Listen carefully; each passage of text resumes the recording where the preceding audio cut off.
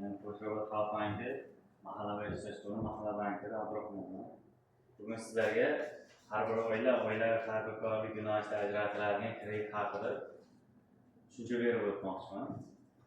Ushbu kreditimiz yuridik yoki MCH bo'lmagan tartibdagi, ya'ni jismoniy shaxslarga ajratiladigan kredit bo'lib, 50 million so'mgacha ajratiladi. Shunda 10 million so'mgacha plastik kartaga qolgani pul ko'chirish tartibida amalga oshiriladi. Kreditni olishdan maqsad shu kreditlar ilgari olingan bo'lsa, har qanday boshqa qarzdan qaytarish bo'lsa, tadbirkorlik, hunarmandchilik, chorvachilik shu kabi yo'nalishlarda olish mumkin. Kredit muddati 4 yilgacha davom etadi. Bundan 18 yoshgacha imtiyozli davr amal qiladi. Imtiyozli davr degani faqat kreditning foizini to'lab turish mumkin degani.